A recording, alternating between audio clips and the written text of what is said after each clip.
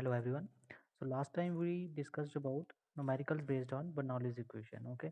Now I will last time I tell you we will discuss now about applications of Bernoulli equation, in which I mentioned three terms, or you can three equipments, that is Venturi meter, orifice meter, and Pitot tubes.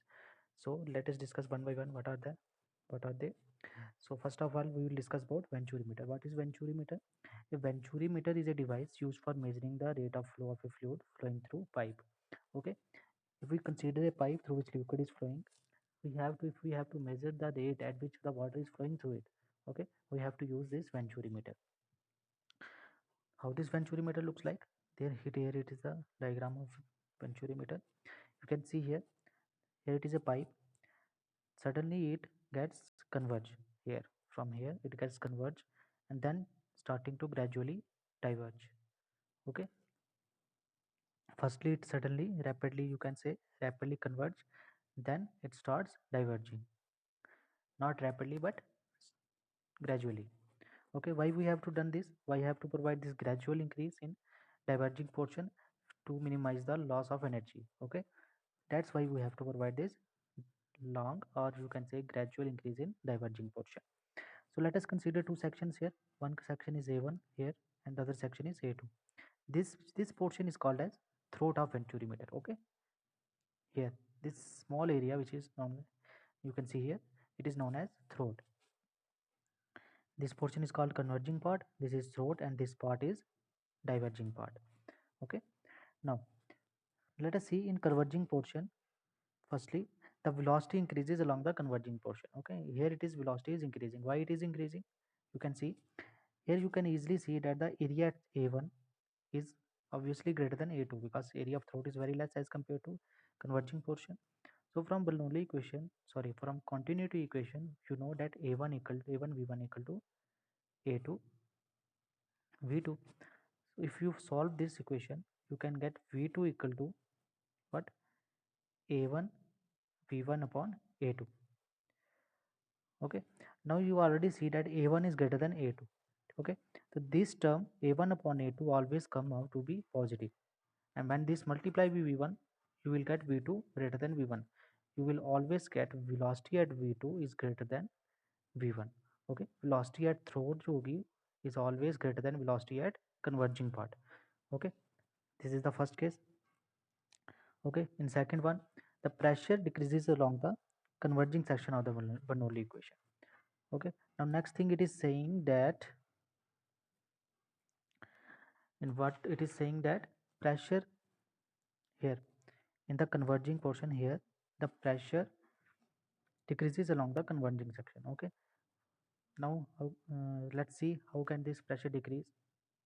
For this we have to consider Bernoulli equation. Okay, firstly we consider that the fluid is ideal. Okay, fluid is ideal means head loss is zero. Okay, last time I tell you how while derivation of Bernoulli equation, that head loss we only considered in real fluids. In ideal fluids head loss is zero, because we consider the fluid is incompressible and inviscid, or without viscosity. Okay, now let us consider a ideal fluid, so head loss will be zero. And now consider that this equipment will be horizontal, it is not inclined. Okay, let us consider it is horizontal. Okay, so let us apply Bernoulli equation here. So what we will get, see here, when we apply Bernoulli equation, firstly we consider that is a horizontal Venturi meter and it is a ideal fluid. Now apply this. Similarly, when it is horizontal Venturi meter, the distance of the sections from the datum is same. You can see it is horizontal, then this distance will remain same, and it got cancelled out in Bernoulli equation. Okay, so put these values in Bernoulli equation, you get this equation. Take the pressure terms in one side and velocity terms in other side. Now we already see that the velocity at section 2 is greater than velocity at 1. Okay, so this term is always greater than this one, so we will get here positive value, means this side is always greater than 0. Okay, right hand side is always greater than 0, because V2 is always greater than V1, so we always get here positive value, so always it is greater than 0. Now if we put is greater than 0 here, now equation becomes this. If we shift these positions, we will get P1 is greater than P2. Okay, so pressure at P1 pressure is greater than pressure at section 1 is greater than pressure at section 2.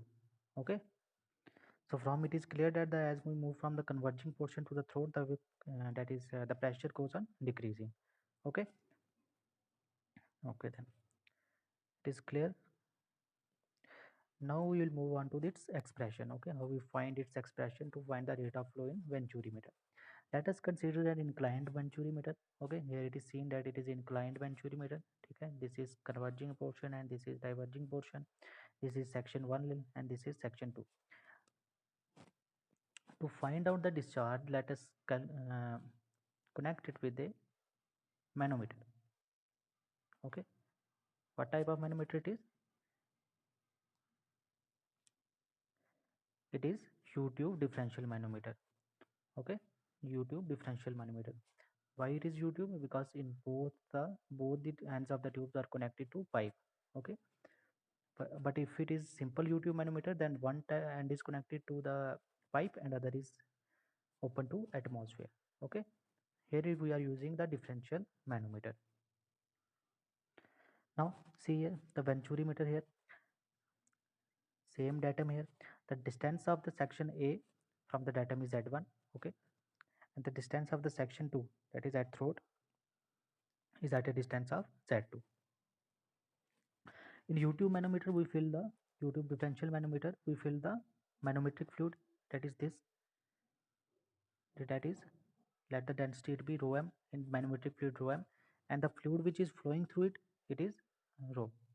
Okay, density of simple fluid which is flowing through the pipe is m, and the density of manometric fluid which are using, which generally use mercury, it is rho m. Okay, now apply Bernoulli equation to this. But we will get P1 upon rho g plus V1 square upon 2g plus Z1 plus equal to P2 upon rho g plus V2 square upon 2g plus Z2. Okay, we are considering here ideal fluid. Okay, not real fluid.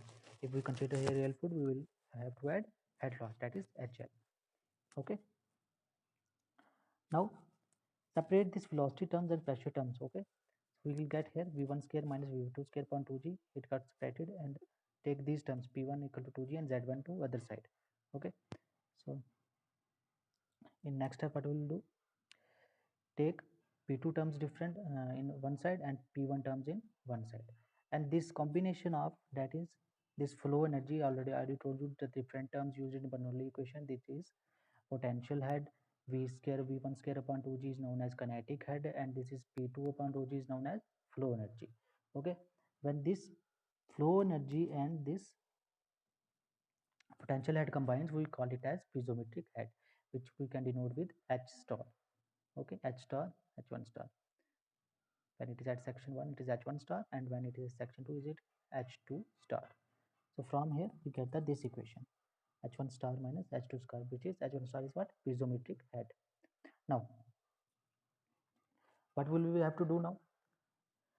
Now as we solve manometric equations, different manometric equations, I told you how to solve it. We take firstly the left limb and then the right limb, and equating both sides we get the pressure. So similarly here we apply the manometric equation on the U-tube. ठीक है, U-tube differential manometer. Here it is the U-tube differential manometer which is connected to the pipe. Okay, so here it is manometric fluid and there is a reference. Okay, the lower level of the manometric fluid is taken as reference. I already told you in manometers. You have solved many numericals on it also. Now see how we can calculate the manometric equation. So see here. Wait, 1 minute. See here. Here it is manometric fluid. Let us assume that the distance of this lower level of the manometric from the datum is h0, and the rise of the manometric in the manometric tube is delta h. Okay, this is Z1 and this is.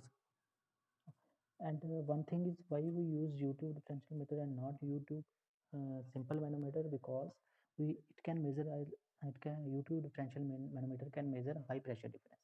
That's why we are using this differential manometer here. Okay. now what is manometric equation becomes? I already told you, take first left limb, that is this one, take first left limb and then right limb, and equating both we can get the answer. This lower level we get cancelled because we already solved when we solve the equation here. These get positive sign and these get negative sign and these get cancelled, so we don't have to assume in this here section. We have to consider our bit only. Okay, so what did manometric equation become? Firstly, see here, P1, here it is pressure P1, so firstly P1. Okay, now we come downward, as I already told you, when downward positive. Here what is, here it is normal fluid, what is rho g, this is hydrostatic law, rho g h. Okay, what is h here? From this point to this is z1 minus h0. Okay, this z1 minus h0 we can get this side. Okay, this one comes in our left limb. Now in right limb, okay, this side limb, what happens? See here, here is pressure is P2. Okay, plus first here it is rho g, and up to this point what is h? H here is z2 minus h0 minus del h. Okay, we get this side, and below this there is a manometric fluid, so plus rho m. Okay, manometric density of manometric fluid g into what is the height is, here it is height delta h. Okay, now if we equate the both equations, what we will get? We will get this term. See here. Okay, from here you further solve this equation and divide the whole equation with rho g. Okay, now after dividing the whole term with rho g, what will you get? See here, you will get this equation. If you further solve it, you will get rho 1 p1 upon rho g plus z1, which we already known is what is it is piezometric head, that is h1 star, and here it is what p2 upon rho g, and z2, this term is known as h2 star. Okay, if we further solve this equation, we get this term. Okay, we get this equation. We already find one h21. Okay. Now if we consider that the venturi meter is horizontal, then z1 equal to z2, and this h1 star, okay, h1 star and h2 star becomes h1 and h2. Okay, so here we get this equation, simple. Now if we use inverted manometer, in inverted manometer, what happens? That the density of manometric fluid is less than fluid in the pipe, so we will get this equation. Simply replace here it 1 minus rho m by rho. Okay, now move to another next step.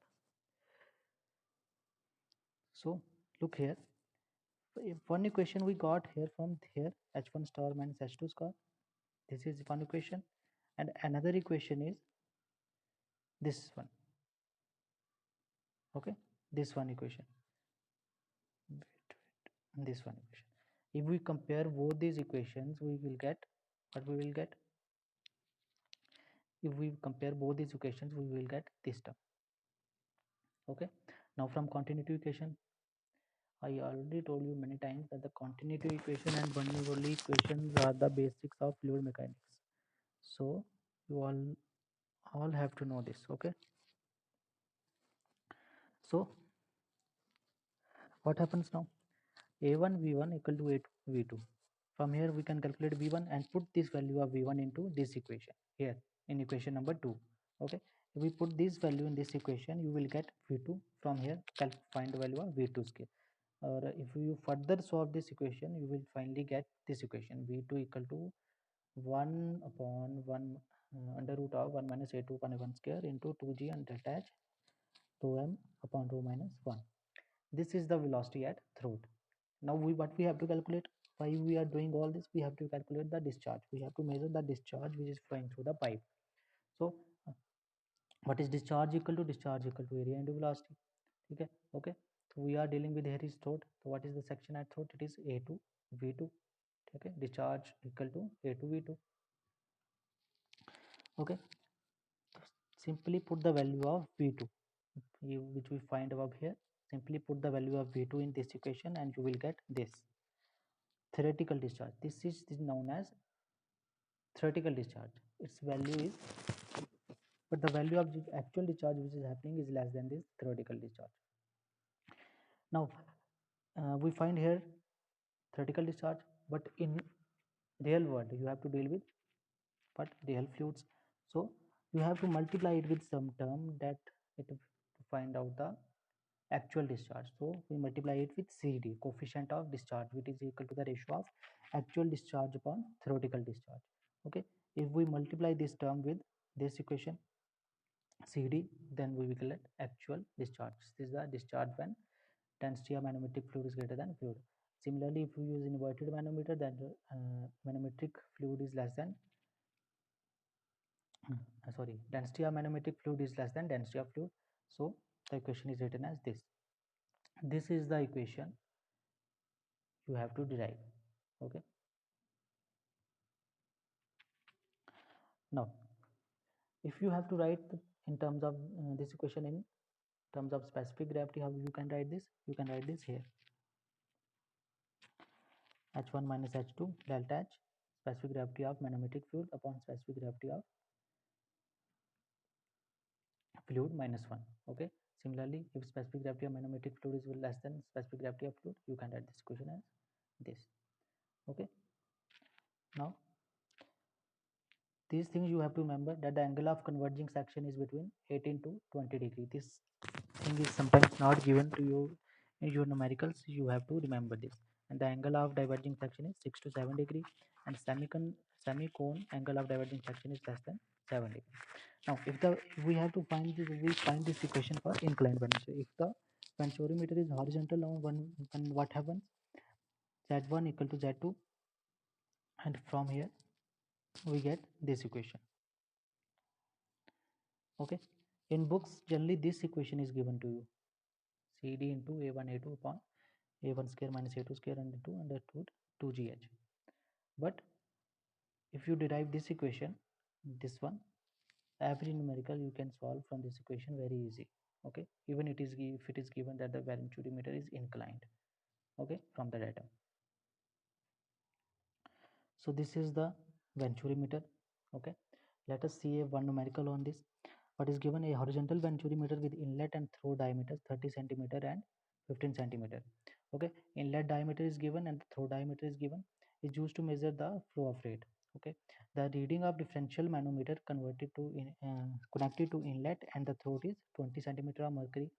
Okay, determine the rate of flow. We have to find a discharge. Okay, from this formula, CD is given. Okay, for actual discharge, this is the actual discharge. Because CD is given, you have to multiply it with CD and you can get the actual discharge.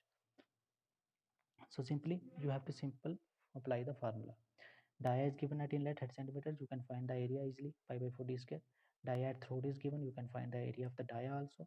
Okay, now the reading of differential manometer is given. What is the differential manometer reading is given? See here, the reading of differential meter is connected to the inlet and throat is 20 centimeter of mercury. Okay, reading of differential manometer is also given, which is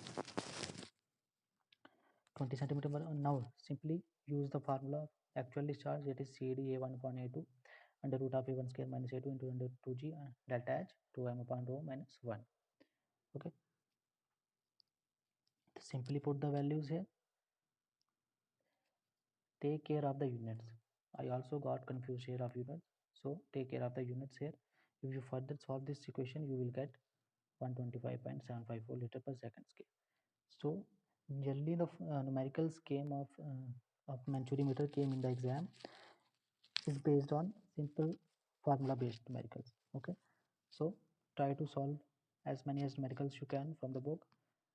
So till then, okay, that's it for now. Thank you.